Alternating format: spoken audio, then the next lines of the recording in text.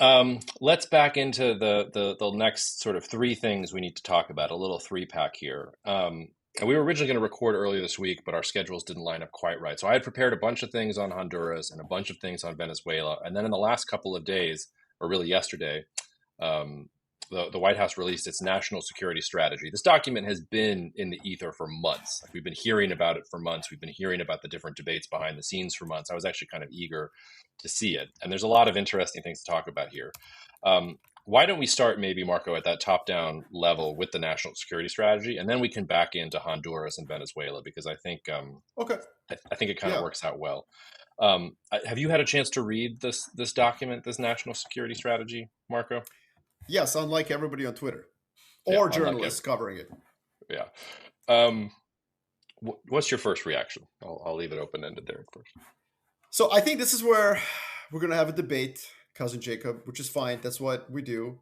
We are setting an example Hmm. for the rest of the world when we disagree, because I think it is the best document on foreign policy published since I've been alive. Wow. Okay. By the US. By the US. This is as good as it's going to get from Washington, D.C. Okay. Tell me why. I can see. By the way, for those of you not watching the video, Jacob is stabbing himself in the neck right now with a pencil. No, I'm not. I'm drinking coffee out of my mug that has a picture of Donald Trump doing his presentation at the Four Seasons Landscaping Company at the end of his first administration. It's Oh a lovely wow, little mug. Yeah, it's great. oh, Thank you. that's Thank you awesome. to my brother-in-law for the gift. It was really great.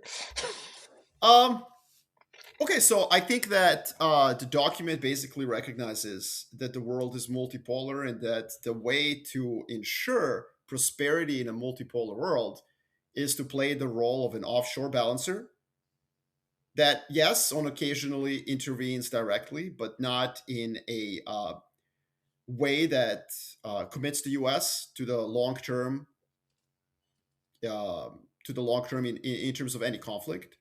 It sets out that balance of power really matters, which means that the document states effectively that the U.S. wants to freeze spheres of influence in their um, current manifestation. It effectively echoes the famous Lord Palmerston quote, which is that the United Kingdom, at the time, this is mid 19th century, former Prime Minister of the United Kingdom, the United Kingdom has no eternal allies, no perpetual enemies. Our interests are eternal and perpetual, and those interests it is our duty to follow. And aside from that, it recommits some red lines that I thought it wouldn't. So the focus on Latin America, the focus on Monroe Doctrine is heavy. I'm going to let you cook on that because I think that's something you're passionate about. I was concerned that that focus would then give a signal to American adversaries, China and Russia, to do whatever they want in their spheres. And the media has certainly picked up on that narrative. That's not true. They're using AI to like summarize the document. The document is very clear about the importance of other places. Yes, Europe gets kind of like a talking to, very critical of Europe on weird issues like immigration and other things. But then the strategy says, yet Europe remains strategically and culturally vital to the United States. Transatlantic trade remains one of the pillars of the global economy and of American prosperity. European sectors from manufacturing to technology to energy remain among the world's most robust. Europe is home to cutting edge scientific research and world leading cultural institutions. Not only can we not afford to write Europe off, doing so would be self defeating for what this strategy aims to achieve. So, this isn't an abandonment of Europe. And similarly, when it comes to Asia, there is a real focus on Taiwan. So, did not abandon Taiwan in any shape, way, or form. In fact, again, to quote from the strategy, a favorable conventional military balance remains an essential component of strategic competition, hence, deterring a conflict over Taiwan, ideally by preserving military overmatch, is a priority. And we will also maintain our longstanding declaratory policy on Taiwan, meaning that the United States does not support any unilateral change to the status quo in the Taiwan Strait. There's also a bunch of stuff on, South China Sea and so on. And then finally, when it comes to China, this was the first document since Trump came to power, and he had many documents talking all sorts of stuff on China. And then Joe Biden tripled down on that nonsense. But in this document, there's this sense that, like, yes, China's an adversary, but we want to trade with them. We think we can actually increase our GDP to $40 trillion through mutually beneficial. It's almost like that Xi Jinping statement, win-win. There's this that sense that, like, yeah, we're going to, like, manage a relationship with China, but we're not going to stop trading. There's no bifurcation, there's no decoupling. And in fact, they also talk about how United States of America has to compete with China for neutral countries, for the global South, for Latin America. There's a sense that these countries have actually become friendly with China, not because they're pro-China. And I'll read another quote. This is from your wheelhouse. This is on the Monroe Doctrine in the Western Hemisphere. Some foreign influence will be hard to reverse. Many governments are not ideologically aligned with foreign powers, but are instead attracted to doing business with them for other reasons, including low costs and fewer regulatory hurdles. In the Western Hemisphere and everywhere in the world, the United States should make clear that American goods, services, and technologies are a far better buy in the long term. Hey, that's awesome. Yeah, you don't like it that Argentina sells a lot of soybeans to China? Like, well, then sell something else to Argentina or buy something else from them. Compete with China. That's healthy and positive for the rest of the world. So, yeah, I mean, generally speaking, I mean, there's a lot of other things in here, but I think the focus on balance of power and offshore balancing is healthy for the world and for the US, I think. Yeah. Um, I want to read a couple of sentences from this is page 12 of it. It's the principles for the strategy. President Trump's foreign policy is pragmatic without being pragmatist, realistic without being realist, principled without being idealistic, muscular without being hawkish, and restrained without being dovish. Um, all of that gobbledygook to me means it is nothing and everything at the same time. And that is sort That of was my my feeling. favorite paragraph. Yeah, it was real like and honestly, up until that paragraph, I was thinking about it That's in so sort of funny. the frames in sort of the frame that you were. I was like, you know what, there's actually some good things here. Like we're recognizing that non-interference is a good idea. We're recognizing some mistakes. Like it seems to be um, a little bit aware of what the United States was. And after that paragraph, I think the document just goes unhinged. And there's a lot of different things that we can talk about. The first, and I'm surprised because the next paragraph after that paragraph describes President Trump as the president of peace. And the examples for this are his deals with Cambodia and Thailand, which, by the way, has already gone to shit. Cambodia and Thailand are fighting with each other again. Kosovo and Serbia, which did I miss something, cousin Marko? Did Serbia and Kosovo put their arms down because of something President Trump did? The DRC and Rwanda, still an ongoing conflict. Nothing has changed there. Pakistan and India also has not brought peace between Pakistan and India. They just stopped shooting at each other, not because of anything he did, but that's the narrative that Trump wants to spin.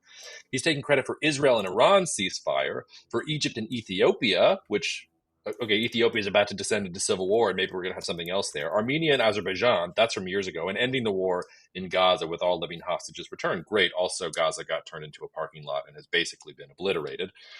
Also, not to mention, I mean, we've still got horrible conflict in Sudan. I don't know if you've seen the numbers out of Sudan lately. It's absolutely bone crushingly depressing if you deal with Sudan at all. So you just look around, he's calling himself the president of peace. Like that sort of turned me off. But I actually thought one of the more interesting things was because we can go through a lot of it. But Yep. there were really two. The first was the emphasis on the primacy of nations and Yep. the almost That's allergic important. reaction to international organizations in general. And I bring it up because, in some sense, it is the most geopolitical document I've ever seen Yeah. out of American foreign Yeah. policy ever. That's Because that's geopolitics is all about the world's fundamental political unit being the nation state, and that nations prioritize their interests, and that you should use, or that nations should define their policy. And in terms of literally the biological imperatives of the state itself. Now you can see how that goes off the rails a little bit. Like the Nazis loved geopolitics because they took that principle and said, "Hey, we're superior to the Slavs. We need to expand the living space of the German nation into these other lands, which should have been ours in the first place, and we have this primacy of nations thing." So the document is trying to say the primacy of nations is going to lead to peace, whereas most history shows us that the primacy of nations does not necessarily lead to peace. And it's just it's an interesting one that we can talk about. And then the second thing, aside from the hemispheric competition that we can also talk about, and which I also just like have a bone to pick with the document because it's trying to present this Trump corollary to the Monroe Doctrine without one mention of Teddy Roosevelt's Roosevelt corollary. Like it has to be the Trump corollary to the Roosevelt corollary to the Monroe Doctrine. We don't get to just skip over um, what Teddy Roosevelt did. The Monroe Doctrine was about, okay, you're not European powers are not allowed to colonize parts of Latin America, and we will not interfere in European affairs as a result. The Roosevelt corollary is President Teddy Roosevelt saying that the U.S. could intervene in Latin America to prevent European intervention, also to act as a police power to ensure stability or repay debts or protect American interests. You can see where that gets bigger and bigger. And what Trump is saying is, okay, and now we will deny non hemispheric competitors the ability to position forces or other threatening capabilities to own or control strategically vital assets in our hemisphere. Um, and that has implications way beyond Venezuela. China's buying up all the port infrastructure in Peru. Does this mean that the United States is now going to go take the Chinese port infrastructure in Peru away from the Chinese? Does this mean that they're just going to occupy the Panama Canal as they threatened early on in the administration? If there's any sort of non-hemispheric intervention, is that like, are they actually like writing that check, and are they going to cash it? And then the last thing is just, and this one made me sit up in my chair a little bit too, because, you know, I'm often in the investing space, but I'm still advising companies on global supply chains here and there. And there is a nod in there about how the US intelligence community, that's the document's language, is going to monitor key supply chains and technological advances around the world and mitigate vulnerabilities and threats to American security and prosperity. That's the US government saying, we're monitoring all global supply chains. And if something happens with supply chains we don't like, we are going to intervene. That's our province. That's our stated policy, which is why the beginning of the document, I think, falls on its face, because the beginning of the document is much more circumscribed. It's much more, okay, like we have to prioritize. We can't be everything to everyone everywhere. And then it goes, and because we can't do that, we have to be super strong and intervene everywhere all the time, the most lethal military, the best economy, the best goods, everything else. And then I know I'm going on and on, but the last thing I just want to say is that towards the end, it talks about how the United States should make it clear that American goods, services, and technology are a far better buy for everyone in the long run because they are of higher quality and do not come with the same kind of strings attached as other countries' assistance. I immediately thought of Luke Skywalker. I forget which one was it, The Last Jedi, and one of the newer ones where he looks at the Adam Driver character and says, like, wow, everything you just said in that sentence was wrong. Everything in that sentence is wrong. American goods and services and technology are not a better buy. They are of lower quality, and they actually do come with the kinds of strings that other countries don't come with. This document is literally outlining the strings. It's saying there are strings attached, and there are goodies attached if you also go along with the United States. So I don't know. I was just all over the place there. But pick at me. Tell me where I'm going off the ledge into Trump derangement syndrome. Well, I would just simplify things. Look, all of these, I mean, the national security strategy says we're going to be different. We're not going to list all the different things like previous documents. And this is the shortest document, I think, that has ever been written. Maybe not ever, but certainly for the last 25 years, this is short. So uh, I would like step back and focus on like what is the interesting new thrust. And it's what you identify. It's primacy of nations, and it's also this predisposition to non-intervention. Oh yes, the predisposition. I love that. Go. I'll And, cook and on that in a second. well, and that very paragraph says very honestly, look, for a country whose interests are as numerous and diverse as ours, rigid adherence to non-interventionism is not possible. Yet this predisposition should set a high bar for what constitutes a justified intervention. So it does caveat it like, look, yeah, we're going to intervene. Yeah, our spies are going to be looking around for vulnerabilities. Sorry, it's the United States of America. But we're not going to we're not going to intervene because we don't like what you're doing domestically. And I think this is what's important. Nazis did not put the nation state as the critical pillar of their ideology. They put race and nation.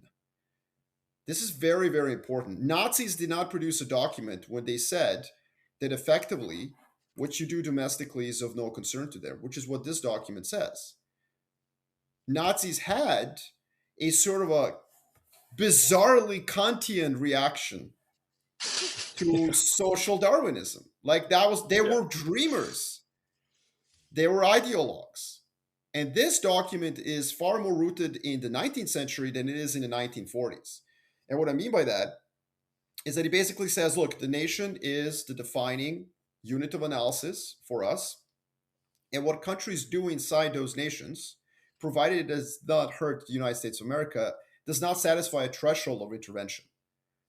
So if you oppress women in your country, like, quite frankly, that's too bad for you because you're oppressing 51% of your population, but whatevs. Like, we will still strategically interact with you. And so that's where I think that it is a coherent document, even though if you're liberal, if you're like actually a liberal person that does believe in universal human rights, you will find this document abhorrent. The problem is that when you start intervening based on what are supposedly universal norms, number one, you don't really know. You're already being hypocritical because you will choose to intervene in country X. This suppresses its religious minority, but not in a country Y. So hypocrisy is built into your universal view of human rights because you're not actually trying to save everyone everywhere, because you can't. And the second problem is that how do you tone down the conflict?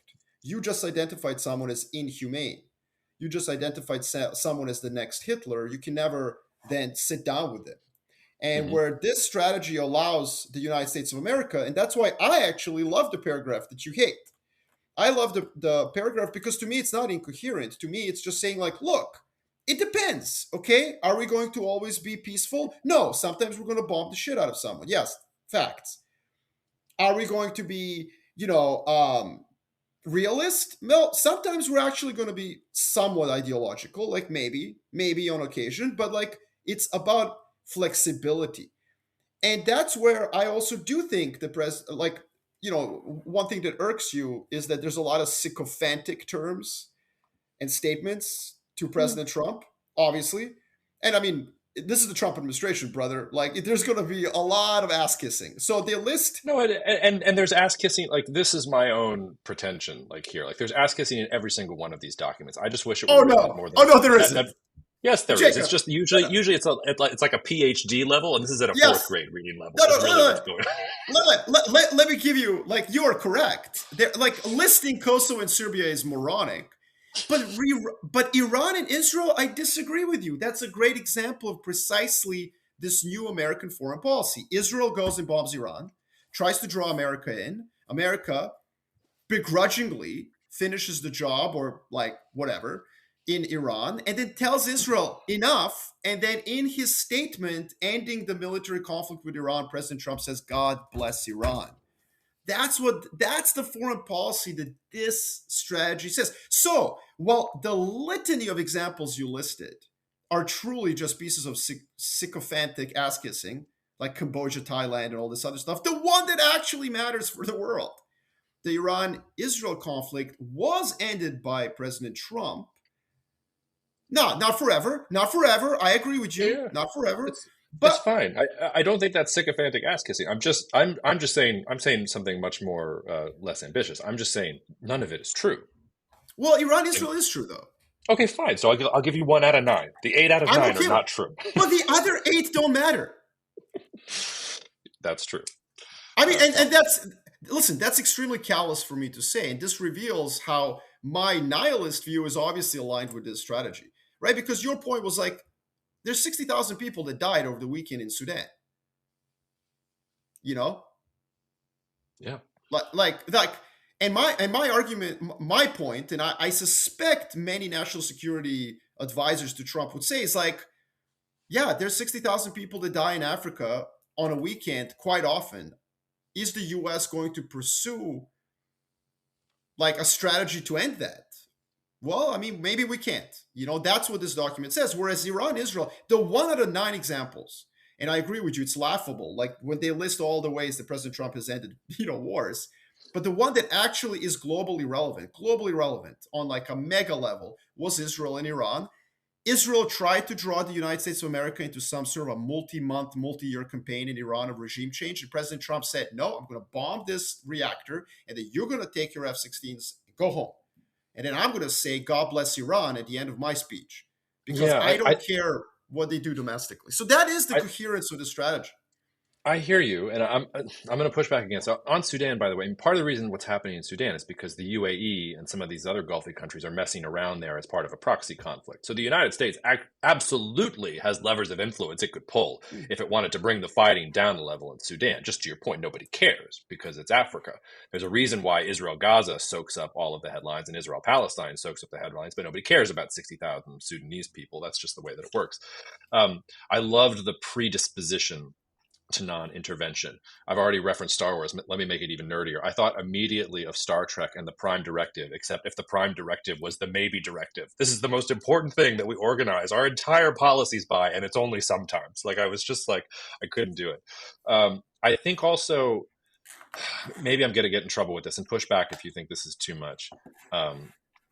But I think there is an element of race in this document and out of this administration. And I think it's subtle in the document. I see it in the document I don't when think they it's subtle call at out on, all. oh, you don't think it's subtle? Okay, well, like, this line about how the U.S. can't achieve the strategy without growing numbers of strong traditional families that raise healthy children. That's not just a demographic argument. They're talking about the types of families, the skin color of families, the beliefs of those families. If you saw President Trump talking about, in his words, the Somalians, it's Somalis, wise guy, the Somalians and how they destroyed Minnesota and everything else. By the way, these people supported President Trump in the last election, and he's just, I mean, you don't often see just unvarnished racism from top American politicians. It's usually couched in he just didn't care. He was just like, yeah, like Somalians, they're terrible. So I think there is an element of race that is getting pushed in there. I also just wanted to say, you said that, once you call somebody Hitler, you can't sit down next to them. Comrade Mamdani showed us that you actually can, which is maybe because he's Stalin in the, in the Well, metaphor, that's but he but called him wait, Hitler. And but that's a there we go. joke. That's a good joke. That is a good joke, and I tip my hat off to you. But it's irrelevant to this document because I can tell you what's been happening for the past 30 years of American foreign policy. Yeah.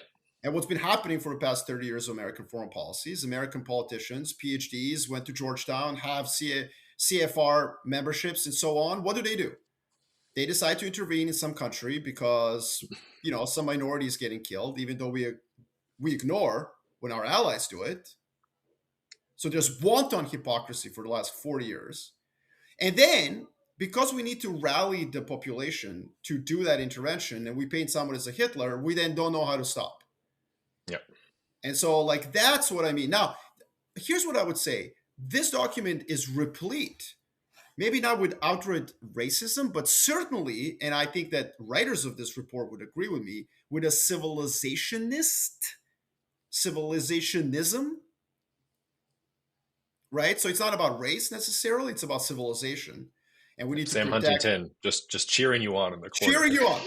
But here's what I would say. What I would say is I don't see that connected to the rest of it. In other words, I can see a Democratic president who's liberal taking the parts of this national security that have nothing to do with like the immigration, civilization, healthy, strong babies who have good genes. What's up, sweetie? Call me. Right? Like you can just throw all that out and this document is still coherent. And it's that geopolitical coherence that I think is really the best articulation of where America is. Where I think you and I disagree with the most is the paragraph. You want to read it again? The awesome paragraph that you think is terrible. Like, let's do it again. So, pragmatist without pragmatism. Just read that Yeah. because I think this is key. This is a critical Yeah, part. yeah. President Trump's foreign policy is pragmatic without being pragmatist, realistic without being realist, principled without being idealistic, muscular without being hawkish, and restrained without being dovish. And I actually omitted two sentences. It is not grounded in traditional political ideology. It is motivated above all by what works for America, or in two words, America first. So here's what I would say about that. I think that the reason I like that is because my biggest pet peeve, or not pet peeve, my biggest criticism of politicians and technocrats and people who run any country, certainly not just the US, is that they will create rules and norms of behavior and then defend the rules and norms instead of defending the outcomes, right? So like, why do those rules and norms exist in the first place? Well, Hmm. because you're trying to pursue outcomes, and this strategy is written so simply, Jacob. What do we want? You know, When do we how, want it? why do we want it? How do we get it? It's like, I was like, oh my God, this is amazing. So here's what I say that what that paragraph says is like, we're going to be flexible. And by the way, this goes to monetary policy too. Central banks make idiotic decisions all the time. I 100% agree with Scott Besant's statement that a central bank job is universal basic income for a PhD in economics. Because nobody really knows what they do there, and they make mistakes all the fucking time. And so, But not Scotty. Scotty doesn't make mistakes. Scotty's he become doesn't an make expert mistakes on ever. everything from global geopolitics to I know. Yeah. But Anyway.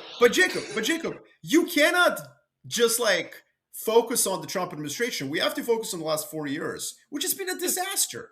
Disaster in the pursuit of idiotic norms and rules of behavior that create rigidity in application of foreign policy. And this document says we're not going to be rigid. Yeah, on occasion, we're going to be pragmatic. We don't want to intervene, but yeah, we'll bomb you if you do something that we don't like. And you know what we're going to do after we bomb you? Nothing. We're not going to try to fix your country. We're not going to try to make you into Wisconsin because we don't care what happens to your country. So the God bless Iran is actually the most denigrating statement I can make about Iran if I'm the president of the United States of America. God bless you, son. Good luck. Oh, you wanna subvert your women? Oh, you don't want to let LGBT community in your country have freedom of expression? I'm sure that's going to work out great for you when you take out 60-70% of your population and treat them poorly. I'm just going to bomb your nuclear program and bounce. Yeah. And It's like that's bless your heart, as we say here. bless your heart. But what's my point about this? My point about this is that the US is saying like, look, we're going to focus on these issues. We're going to outline what these issues are, and the rest of you should do the same. And then we can find mutual ways to like come to an agreement. So in a way, if this becomes the norm, I think the world will be a better place Okay. over the next 20 Well, years. and by the way, I think it's more than 40 years. Ironically, George Kennan and the X Telegram, this is Yeah. sort of what he was advocating for. He was saying it's more about the United Yes. States. Don't worry so much about these other things. And then Eisenhower and everybody after him said, "Oh no, we like containment. We're going to take this idea and we're going to contain people, and we're going to go to Congo, and we're going to go to Vietnam, and we're going to do all these things." And you really get trapped in all these different And by the way, policy choices. don't lose your train of thought. I'm so sorry to interrupt you No, because you're I have it cooking. written down. Okay, you're cooking and it's awesome, but let me explain what that means specifically. You say containment and domino theory, right? That is Hmm. being kind of idealistic and realistic isms. So you get some center left social democrat gets elected in Chile, and you're like, "Pfft, no, we gotta kill them. Whereas if you have a flexible foreign policy, you can say, okay, cool. Like we're not going to pursue a foreign policy designed by metaphor. Domino theory, my ass. Like this center left guy is not trying to bring in communism into Chile. Maybe some other one is. We'll send the CIA to one of them, not all of them. It's a more limited, more, I think, like they say it's not pragmatic, but I do think this is pragmatic. Like, it's just like in some instances, yes, this will matter to the US. In some others, we can just let them experiment with slight socialism. So that's where you're totally right. Like the US foreign policy went offline when basically PhDs in political science and economics went to, the planning department and started effectively linking foreign policy of the US with metaphor they invented in an ivory tower. Yep. Which is the perfect segue, Marco, to okay, like I'm going to grant you the entire argument about the Okay. national security strategy. Like, let's say you win, I tip my cap, it's over. Then explain to me what the United States is doing with Venezuela and with Honduras. And let me just build it up a little bit here. So, with Venezuela in the last week, it looked like we had quite an escalation last weekend. We had President Trump take to X and say, I'll quote him here: "To all airlines, pilots, drug dealers, and human traffickers, please consider the airspace above and surrounding Venezuela to be closed in its entirety. Anybody," and then he also talked about anybody doing drugs is subject to attack. For a second there, I was like, "Oh shit, is that the no-fly zone? Like, are we going?" And people started like calling airlines and being like, "Are you flying?" And people were, "Yeah, we're still flying. Like, we haven't." So that was just Trump like on Truth Social late at night tweeting some stuff that could have been absolutely monumental if it had been true, wasn't true. Um, as we've talked about lately on the podcast a little bit, like Maduro has given Trump everything he wants. He's even offered him elections with his vice president taking over for an interim period. Would the elections be real? Of course not. It's farcical. He's an authoritarian thug. But this document says, who cares if he's an authoritarian thug? Yeah. If he's willing to give us everything that we want, why can't we just deal with this asshole? Because he's bending the knee and China's already cut him loose. Like, he's absolutely going to do it. Same thing with Honduras. So Honduras has elections. President Trump, first of all, he pardons Juan Orlando Hernandez. I would invite people to go read the indictment of Juan Orlando Hernandez. I'll read just a couple of things from that indictment. He was at the center of one of the largest and most violent drug trafficking conspiracies in the world. Okay, he used his position to facilitate the importation of over 400 tons of cocaine into the United States. That's a His lot. co-conspirators are armed with machine guns, AK-47s, AR-15s, grenade launchers, which they used to protect their massive cocaine loads as they transported them across Honduras on their way to the United States. He received millions of dollars of drug money from some of the largest and most violent drug trafficking organizations in Honduras, Mexico, and elsewhere, and used those bribes to fuel his rise in Honduran politics. He used the armed Honduran National Police to protect their cocaine loads.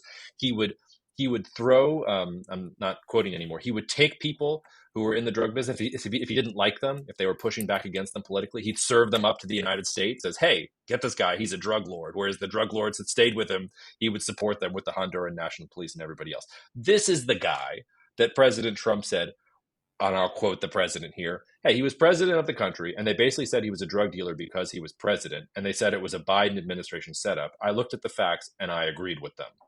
That was a Biden horrible witch hunt."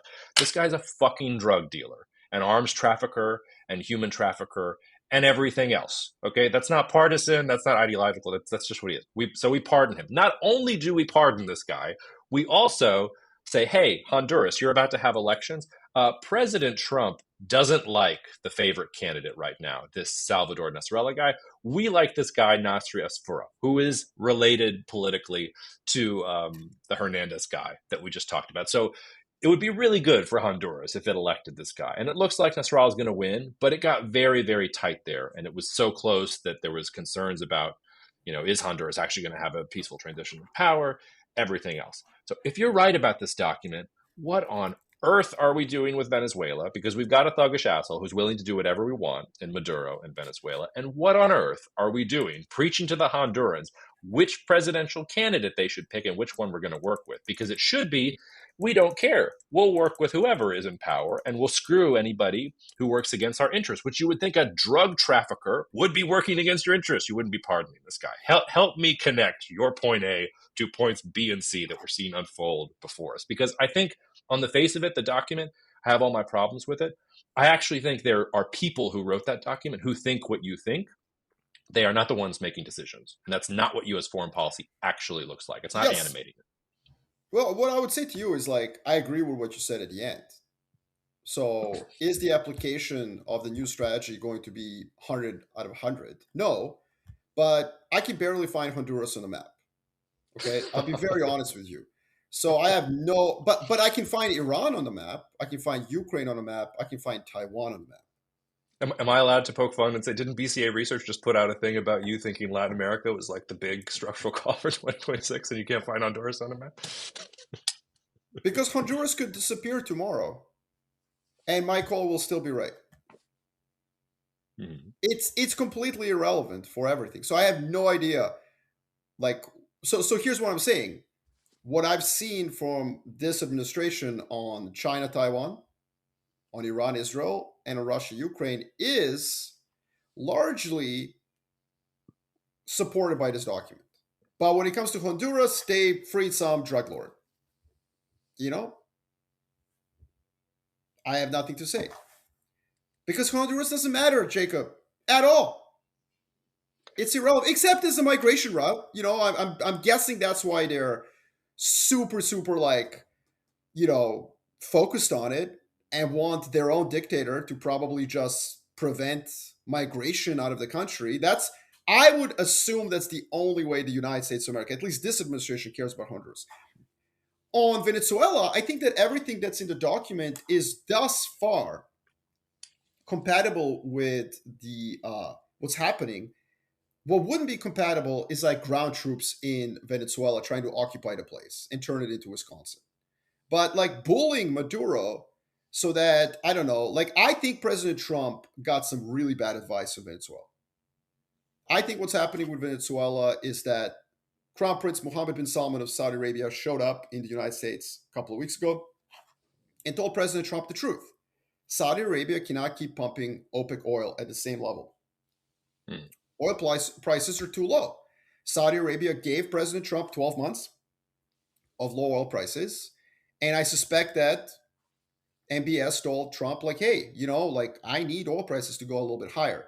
And then somebody told President Trump, like, hey, Venezuela has the largest energy reserves in the world, which may or may not be true. Nobody even really knows. Who cares? And there's this very childlike focus on Venezuela because it has oil. And there's this view that like if Maduro gives America what it wants, suddenly oil prices will be low. I think that's where you can criticize the focus of Venezuela because it's almost a childlike view. Like, well, they have oil. Let's change the regime so they give us more oil. The truth is, Venezuela has destroyed the energy company that runs all of their production, PDVSA, so completely that it will take years for any oil barrels to come out. But I suspect that that's where the focus is. Now, the reason that I do think that the pressure on Maduro is compatible with the strategies, you've noticed no attempt to demonize Maduro in some sort of like a normative way at all. There's some stuff about drugs, but for the most part, he's like, hey, this guy's an asshole, we want him out. And there's no attempt to like create political buy-in inside the United States of America for a long-term intervention in Venezuela. It's pretty clear to everyone what US is asking Venezuela is get this guy out, put our guy in. Can be a general, can be an asshole, but we just want more oil barrels. I think that's consistent with this strategy. Yeah, except that they've already offered it. But let me push back against you on Honduras a little bit. If listeners are looking for something to read over the break, I know we have to do an episode on our books and movies and things like that. But I read this year "The Fish That Ate the Whale." It's about Samuel Zemurray. He was eventually president of United Fruit. Um, and he was based down here in New Orleans. Most of the, or not most of, many buildings on Tulane's campus were funded by this guy's money. And there's an incredible vignette in this book. It's about his rise and as Sam the Banana Man. And he one of the reasons that he's so successful is because he has concessions from the Honduran government at the time because it was a very low margin business, and he relied on those concessions in order to have a profitable business because it was just as many bananas as he could get out. And then Honduras elects somebody new and threatens to take those concessions away. And so he decides that that's not going to fly. And so he goes down to a bar in the French Quarter and finds some former Honduran politician or president or dictator or something like that and says, hey, I'm going to give you some boats and some guns. Could you go and take over the Honduran government for me and give me back my concessions? And that's exactly what happens. Like even to the point where the US government is not super happy with it because US businessmen are just running around doing things in Latin America. Like that's the Roosevelt corollary time period, the foreign policy that we're talking about. That's the sort of thing that was enabled. That was just a funny story, and I think people should read that book. But I think Honduras is actually incredibly important. And if the primacy of nations is important, you should care a lot about Honduran sovereignty and the primacy of Honduras as a nation. If you care about stability in the Caribbean, whether it's migration or drug cartels or about foreign countries being able to use influence, whether economic or station military assets there, that's absolutely something you should worry about. Like, I think it actually does matter in a meaningful way. It's bad that we don't know where Honduras is on a map, and we do know where Iran is because Honduras is way more important to the existential interests of U.S. foreign policy in the year of our Lord 2025 than Iran is. We don't That's need crazy. oil from the Middle East Jacob, anymore. That's an insane statement. The one I'll back it up. story, Let's go. the one no, you can't. The one story you gave me about Honduras, which I know because I studied that in my PhD program, is about fucking bananas, man.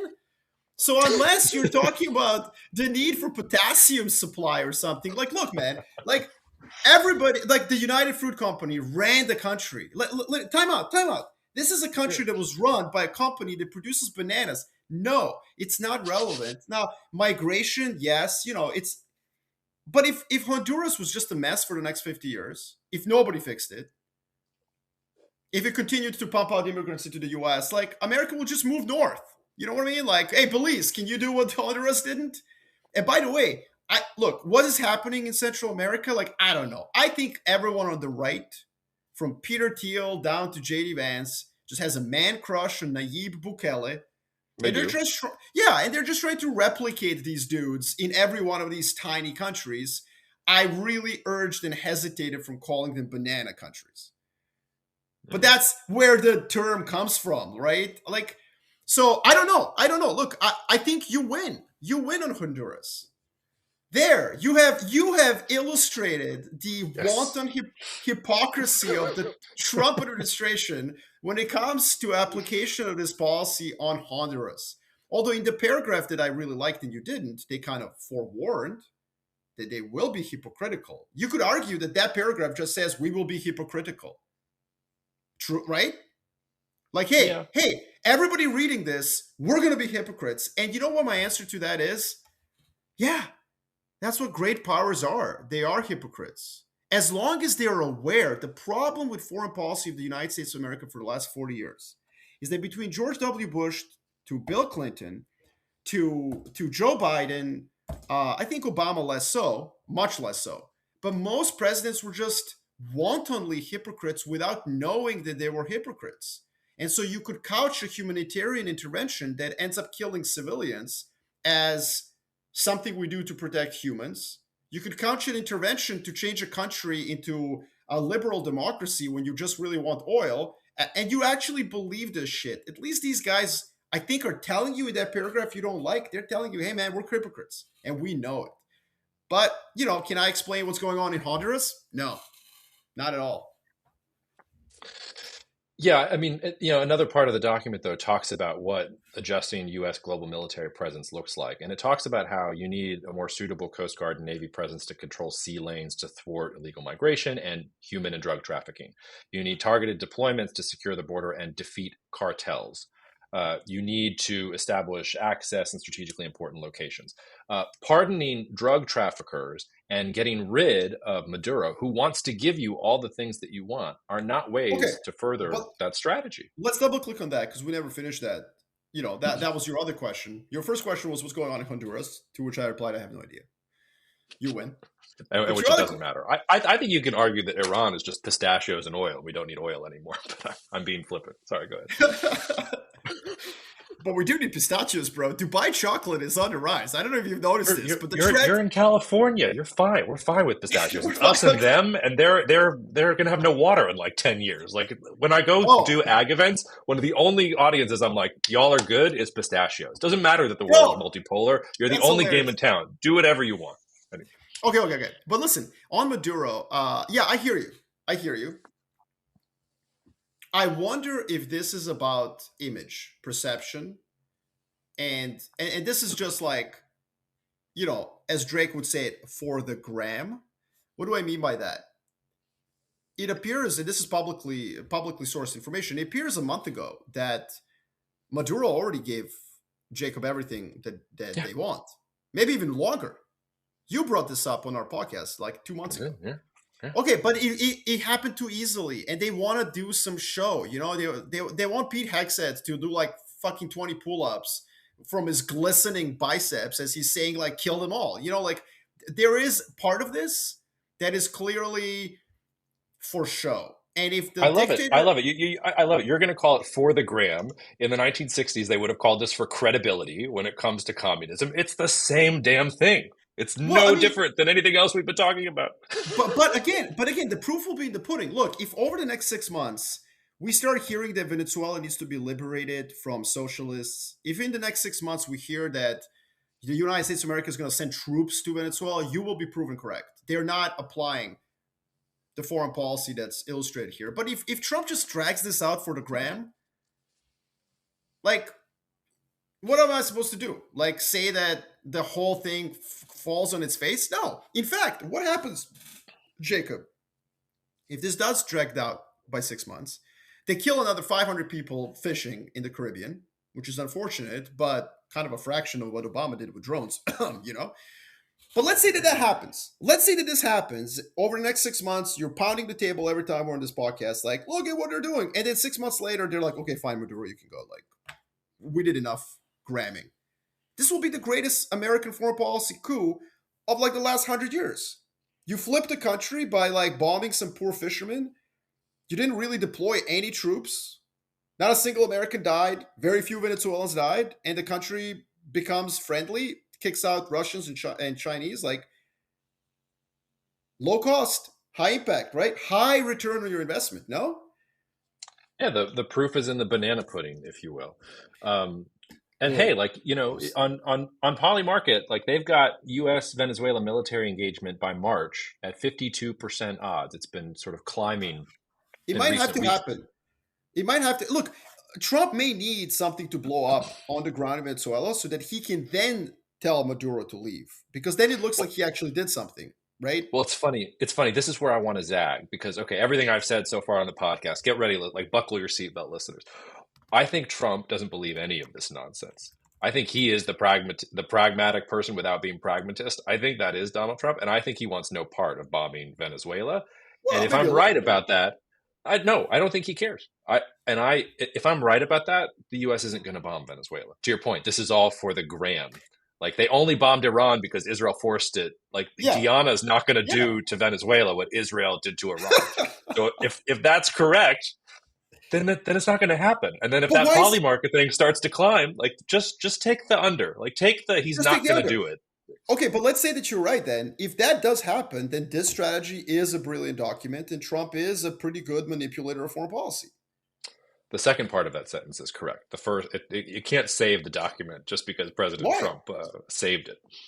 Because the document, well, we have to deal with the Honduras and the other thing there as well. I think the document is just all over the place. There's too But many Jacob, cooks in the kitchen. Jacob, your problems with the documents are Sudan and Honduras, brother. Like that's never No, mattered. no. I hear you, and let me be not flippant for a second because I have a tendency to be too flippant. My main problem with the document, and my main problems with the document, I just said the same sentence twice in a row. Let's say it for a third time. My main Double click. problems with the document, because there's two of them, um, is that I just don't think it's based in any sense of reality. And when I say that, I'm saying specifically the things about the president of peace. I know it's funny. It's just not true. And if you keep telling yourself the same lie over and over again, people are going to believe that because remember, I think people are fundamentally stupid.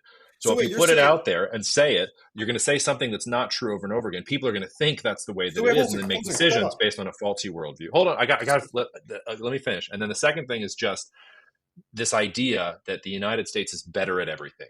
We're better at goods. We're better at technology. We're better at all this other stuff. You just have to come along with us and things that are good. That's just not true. Like those are two That's things that the not. policy is entirely based on that have no basis in reality That's whatsoever. Anyway, go ahead. the document actually doesn't say that.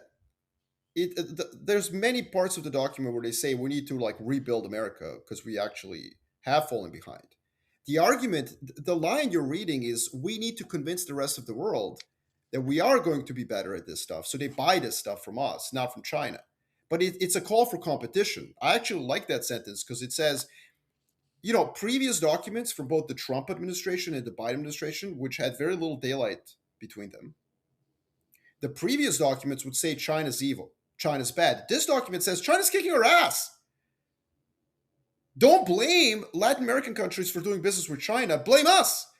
Why haven't we not done anything? So that's the way I see that. The first point, the reason I interrupted you, and I apologize, is that I just wanted to hear what you said. I didn't hear it properly. So you were saying like Oh all this peace stuff, like this idea that Trump is a president of peace is just not true. no, it's not real. But I That's disagree not with you on reality. that. But it is. Like, and this is look, when President Trump became president in 2016, I wrote an analysis for my client saying like World War III odds went up. And then the data and empirical evidence shows that over the last 5 years, he started the fewest wars out of anyone else. He's truly ended them. Now your point is that when they list accomplishments, they're not real. I agree with you. It's bullshit. You listed 9 things, 8 are lies. They're just ass kissing, right? But the corollary of that is, who are you comparing Donald Trump to? Who are you comparing him to? Because you're giving him this incredible like podium where you're saying, I'm going to judge Trump based on Trump's track record. And you're saying, hey, you guys in the White House, you're taking credit for 8 peace deals you didn't do anything on. But let's just be very clear. It's not America's fault that Cambodia and Thailand are fighting. It's not America's fault of what's going on in Sudan, not directly at least. No, I mean, no one in the White House was like, "Ooh, let's have civilians in Sudan die."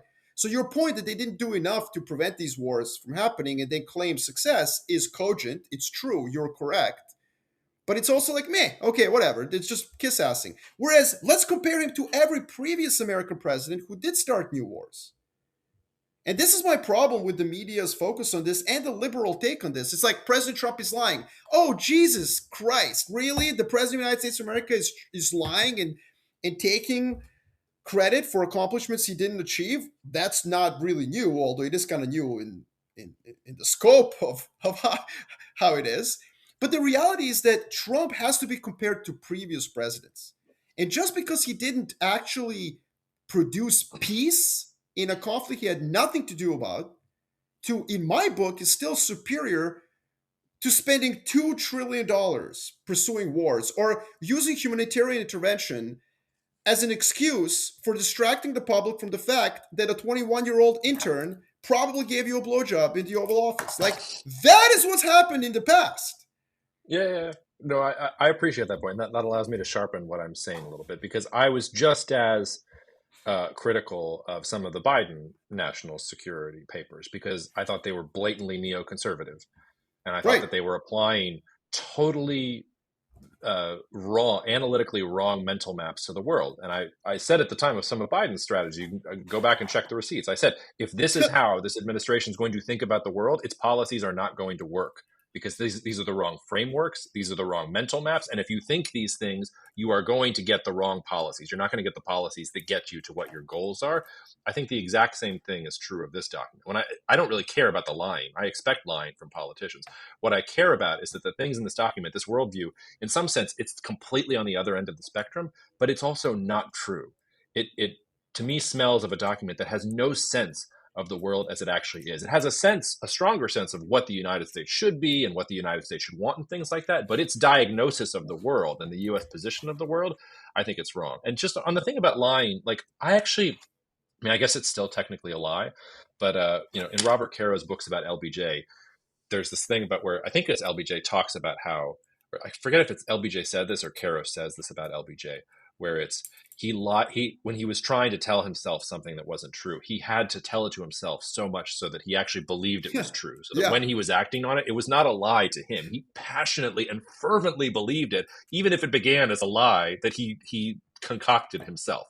I think that's part of what's going on here. When I say drinking the Kool-Aid, I think there's a lie, which is about ingratiating yourself to President Trump or blah, blah, blah, blah, blah. And I think they're believing the lie. And that's the same thing the previous administration did. So to your point, yes, I'm not, I had lots of, I said lots of mean things about the Biden administration approach to these things because I thought they were neocons. And my biggest complaints in this document are the neocons running roughshod over Venezuela, right? Like in that sense, I'm at least consistent. But my But other newcomers, problem is just the reality of the sense of well, I reality of think that. I think that summarizes our disagreement. I think this document is brilliant in that it is absolutely compatible with what the world looks like today. This is how you should Mm. comport yourself. Now, your point is that they are not going to comport themselves like this. I don't think you disagree with me that if you believe the world is multipolar, ensuring balance of power and being an offshore balancer is the wrong thing to do. I Well, think you actually, agree with that. let me poke at that a little bit. Do you agree? Because they were talking about the primacy of nations from a desired policy choice. Like they want nations to have No, they're saying they are.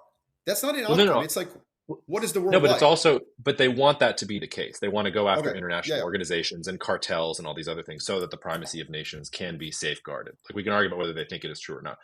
I'm not sure that the 21st century will see the primacy of nations. Like, what if we're talking about the rise of non state actors or of cryptocurrencies or of small city states and things like that that don't look anything like the 20th century version of the nation state? Like, I'm not sure that's the right diagnosis. Do you think that the primacy of nation states continues in this century for the rest of the century? I mean, that's a long time. It's 75 years, right? Like, so I would argue that currently in 2025, nations are prime.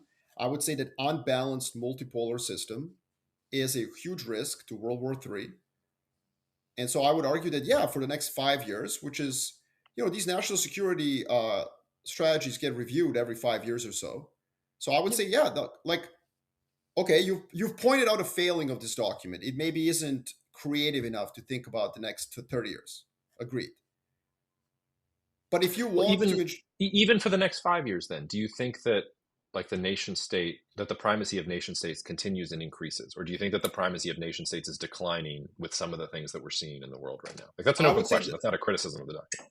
I would say that the biggest risks right now to the world are that China takes a wrong message on Taiwan and invades it.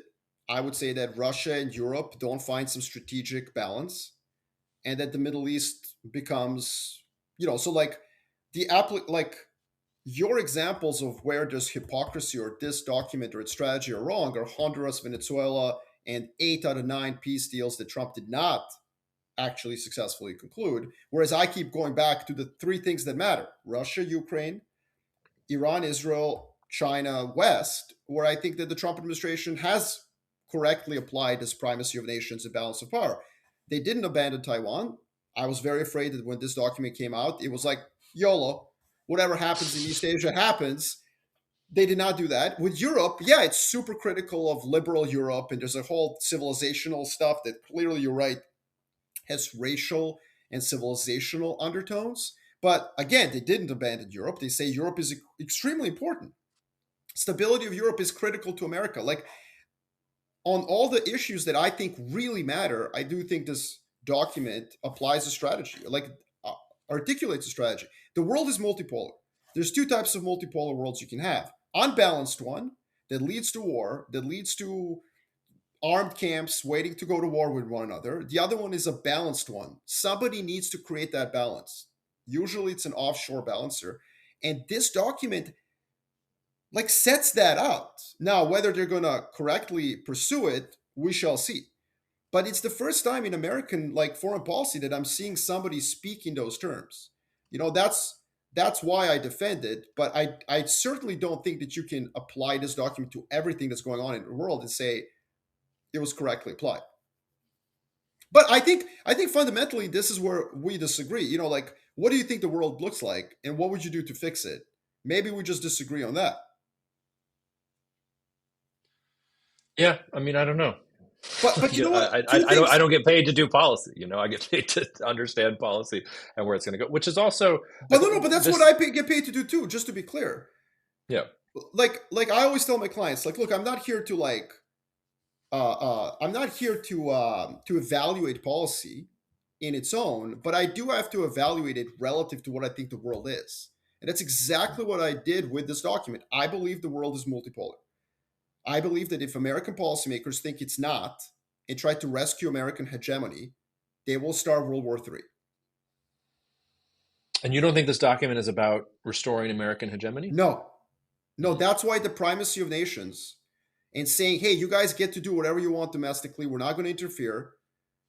It does say, hey, let's not redraw the sphere of influence, but it does say the sphere of influence are something. There's literally a line where it says great powers throughout history have had influence over smaller powers. It's a nod to Russia and China. Hey, guys, we recognize your sphere of influence. Whereas Hillary Clinton's famous statement in 2011 was the United States will never accept sphere of influence of other powers. So, yeah, I think this document sets out that the world is multipolar and we will defend our interests, but we're not going to try to paint you as the next Hitler. Just hear us out. Don't invade Taiwan, okay? But should you have greater influence in Laos, in Cambodia, and maybe even in Kazakhstan, China? There, Well, go ahead. Like, But help me We with that. If we're gonna recognize China's sphere of influence, why not just let them have Taiwan? Because that is their well, sphere of influence. well, because great question. Because that would be calamitous today. Today, and the document sets out why. It sets out why today you cannot let China do that. It says Taiwan is critical to the modern economy. Now, if 5, 10 years from now, that is no longer the case, you're right. The United States of America will say, hey, China, listen, Taiwan is no longer critical to the global economy, whose stability is important to us. So go ahead and take it. So that's where I think there is enough flexibility in this document for change of that. It tries to create balance of power. It just my whole point here is if the world is multipolar, you don't want it to descend into a fight. So how do you do that? You carve out spheres of influence and you defend them. And you say, hey, look, man, that's why you're so flexible about giving Ukrainian territory to Russia. But you tell Russia, but listen, stability of Europe is important, which the document does. Now, anyways, we've talked a lot about this. Two things we did not mention, Jacob, which are dear to Hmm. both of our hearts. So, Yeah. who was the writer of the national security strategy? It Who? was Kevin Harrington. Kevin Harrington is the, I think, managing director for strategic planning at the NSC. He's Hmm. also former managing director at Teal Capital.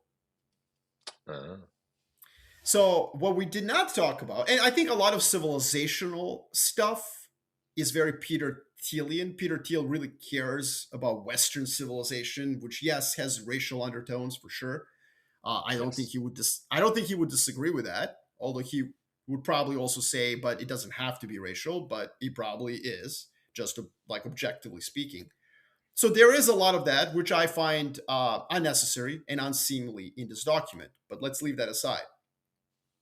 The other thing about it is that Peter Thiel, although he has actually a pretty nuanced view on AI, it was covered. There was a lot of coverage about him shorting or like Hmm. selling his Nvidia stock recently. He did buy Hmm. back into Microsoft, by the way, so it's not like he was a, you know, Hmm. but he has a very nuanced view of AI, which I think aligns with our Ludditeness a little bit. Like he is as maybe critical as we are, but he's also one of the foremost investors in all of these. OpenAI, he's seen as Sam Altman's mentor and so on. So what am I getting at? The two things we did not talk about is the fact that this document is pretty positive on AI and crypto. Yes, that's true. And we'll need a whole another episode for it because I can hear that my children are waking up from their naps. But it's fun. I mean, Peter Thiel also had a whole thing. I mean, this was years ago now, where Peter Thiel was talking about how AI was communist and crypto was, I think, was it libertarian or something like that? Like this was a huge talking point, like 6 or 7 years ago. Certainly, yeah, AI could certainly enable communism, that's for sure. But no, all I want to say to we got to go, obviously, and we've spent a lot of this. But this document was written by somebody who was basically in the financial industry at a hedge fund, working for a tech entrepreneur.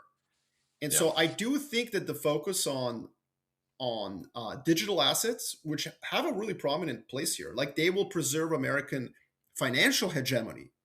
You and I did not spend any time on that paragraph about finance. No, we didn't, but that's sort of what I was getting at with the question about the primacy of nations, because I think they think that with their whole stablecoin strategy, and I think actually they're sowing the exact opposite thing. Like Yes, we're going to talk about yes. networks of humans who are not going to be beholden to the states because they have their own, like, No, no, their no. ability to make their own fiscal and monetary policy.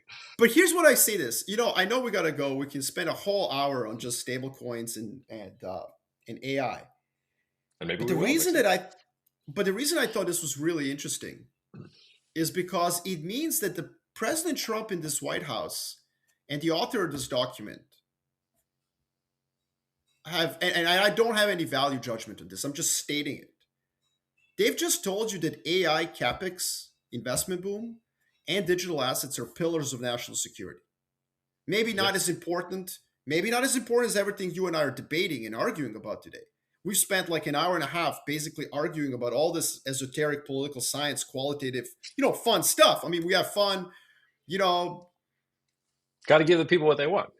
but And I'm but sure the people Jacob, want that too. but the interesting thing is that we didn't spend any time on the fact that like we are in an AI capex boom. You and I think agree it's a bubble. Yeah, I think I would agree with that. But this document says that the United States of America does not care if, quote unquote, we build too many data centers. That's what it says to you. It says it's part of national security. It means, you know what it means? If you're out there being super, super smart and trying to short like AI or crypto, you just got to understand you're fighting against the US government. Now, Made in China 2025 listed a bunch of industries. Not all of them did well for investors. Just because the government says something is national security doesn't mean it's a great investment. Eventually, bubbles are bubbles, and they will all be pierced by the needle of material reality. But at least right now, I think it's far more likely that the government enacts in bailouts of these endeavors than that it lets them fall by the wayside. You see what I mean? Like they've hitched their Yes, I wagon do. hard to these two technologies. Now, I know you've written and talked about digital assets far more than I. I mean, I think you're far more crypto curious than I am. But look, who cares about like that? The real like what's driving the U.S. economy is the AI investment boom. And I think that this document says like, look, man, we're gonna like, yeah, YOLO, let's go. Like, we need more data centers. It's like, well, do you? National security, baby.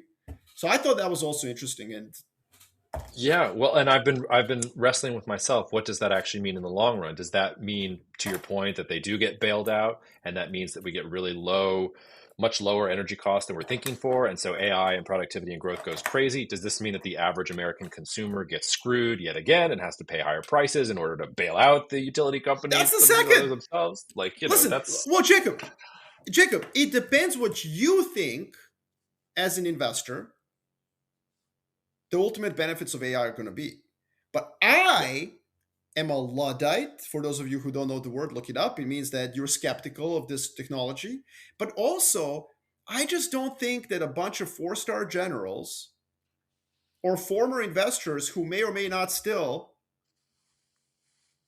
be like monetarily compensated by the AI boom in some way, shape, or form. Like, I just don't Mhm. think that they know what's best from a technological perspective. I don't look, I don't know. Someone should do a study. Has national security strategy of the United States of America correctly forecast technological innovation in the last 100 years? Like, I would bet no.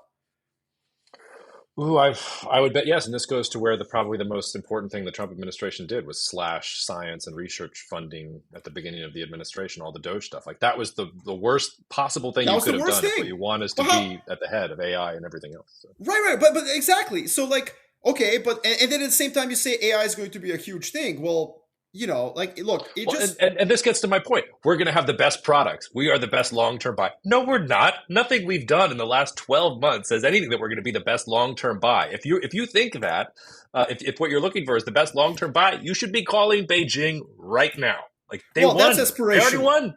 That's aspirational. I know. I'm No, being controversial, but yeah. no. But listen, I think that I don't want to put a value judgment on this because who knows? Why would Marko Papic be right on AI? I can barely pivot an Excel table, Jacob. Okay, I'm not a tech bro, right? But all I'm saying is, I think it ends in tears. I think my timeline of when it ends probably got extended just because of this document. That's how profound it is. President of the United It's States of been, America is just you know, I, hitching his wagon to this, right? I think we should pick it up there next time and do a whole thing on that. But I also just want to close by saying I think there's something about because you and I are not that far apart in age at all, but I think those couple of years actually matter because I would never describe myself as a Luddite. And I think maybe that's because I came of age just around the time that tech was like starting to I remember doing HTML coding for fun when I was in middle school. And I remember everything from MS DOS to Windows XP and now all the shit that we have right now. Like it's all fun for me. Like tech, I'm like native in it in a weird way. And it sounds like you don't feel like you are. And I feel like anybody who's even just a couple years older than me has that sort of I'm a Luddite. I don't know how to do all these other different things. And to your point about the U.S. government, I mean, I remember that congressional hearing where somebody was presenting information in front of a congressional committee. I forget what the committee was. Like it was the research was from Substack, and this like congresswoman was just could not understand what Substack was. She was like, "What is Substack? How do you access it? Is this a newspaper? Is this a what?" And I was like, "Oh my god, these people are like managing technology strategy and policy." My god. Well, I don't know. I don't know if it's the age. I think it's the fact that I've been in private markets for 6 years, and which is not a lot, but it's a lot to have seen a lot of tech bros show up in my office and say a bunch of stuff in like semi on spectrum kind of tone of voice, where like 80% of words are unintelligible to a normal human being, and they think that's good. So then I will give them money, and it's like you just created a new bank that targets yoga instructors. And that's your innovation. All I think is that a lot of it is snake oil. Yeah. And not because the technology itself, it's not because technology is to blame, but it's just that it's a money making machine. And so that's where I think that this AI stuff will be cool. It's just not going to be AGI. And I'm not sure that's what valuations in our data center build out is okay with. Like we're building this stuff as if no. This will replace Jacob and Marko. Like you will never have to listen to Geopolitical Cousins. There'll be a better AI enabled podcast. And I don't think that's where we're going. We're going towards a world where it's a really big deal and we all need to know how to use AI. But so that's where I think maybe we'll get a better authoritarian ruler of Venezuela too. Who needs a person? Let's just get you can just AI download agent one in charge. Yeah, why not? Who needs to get the banana boats down to Honduras? Let's just send an AI agent and download and install and reboot your system, and you'll be fine. Hey, we've got blue screen of death on El Salvador. Can you start that? Control Alt Delete, baby.